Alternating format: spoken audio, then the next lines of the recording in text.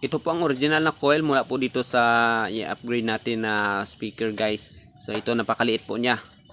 Palitan po natin siya nitong isa, mas malaki po at saka malaki po ang size of wire na ginamit. Pero nasa 8 ohms pa rin po.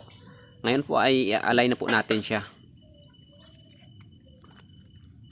Maglagay po tayo ng spacer para ma-maintain po natin ang space dito sa ating full phase at saka dito sa ating coil.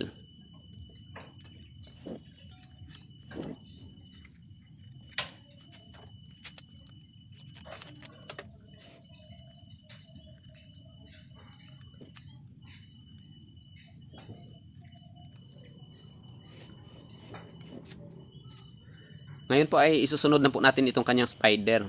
Bali, dinoble po pala natin itong kanyang spider para mas matibay po.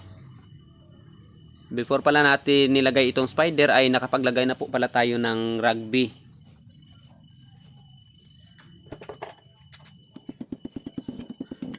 So dapat po ay maganda po ang pagkakapit nitong spider dito sa ating basket para hindi po basta-basta na natatanggal. Ngayon po ay maglagay na po tayo ng Pioneer Pro na special formulation dito po sa pagitan ng ating coil at ng spider.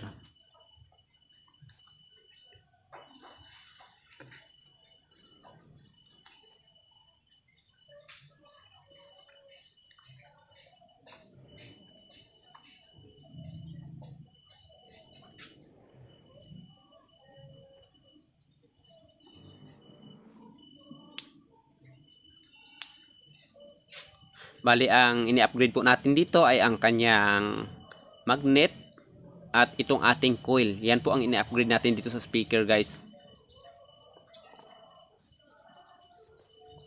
So ngayon, isunod na po natin itong kanyang cone.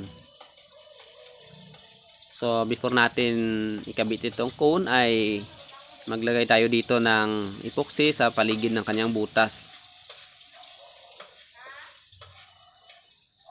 So ganun pa rin po ay nakapaglagay na rin po tayo ng rugby dito sa paligid ng ating cone before natin siya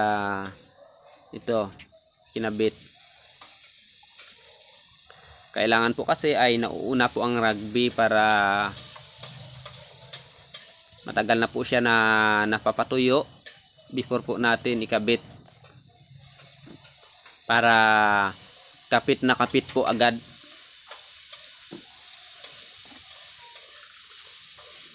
Ngayon ay i-connect na po natin itong pigtail dito sa ating coil. Tandaan po na ang beginning po nitong ating winding ng ating coil ay dyan po natin i-connect sa positive side po ng ating speaker terminal. Saka ang ending naman po ay nakakonect po sa negative.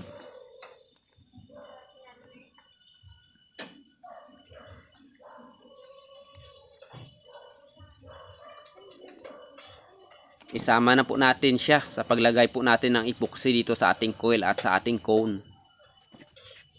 Itong ating pigtail.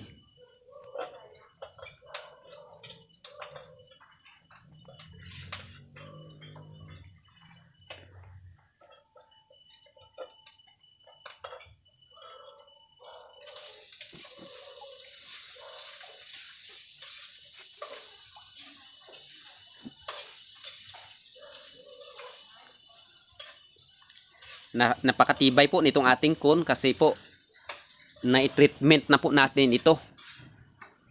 Tapos dinagdagan na po natin ng tila itong kanyang surround. So ayan po. Ngayon po ay alisin na po natin itong kanyang spacer kasi tuyo na po itong ating epoxy.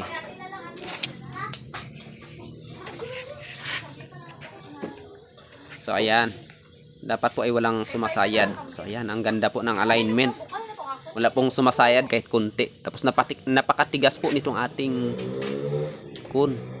Saka nitong ating spider. Kasi itong ating spider ay doble po itong ating spider. So ayan, napaka laki ng ating magnet. So napaka-imposible po na hindi po siya lalakas kasi malaki po ang magnet at saka linakihan po natin ang ating coil. Ngayon po ay kakabit na po natin itong kanyang dust cap. So ganoon pa rin po na epoxy ang gamit natin, itong Pioneer pa rin po, pero black po na Pioneer ang ginamit natin para hindi po pangit tingnan, kasi dito po sa dust cap dapat po itim po ang epoxy na gagamitin. So lagyan lang po natin ng pampabigat hanggang sa tumuyo po siya. So ayan, ngayon tuyo na po. Ayan na po. Tapos na po ang ating 10 inches na upgraded na 10 inches speaker.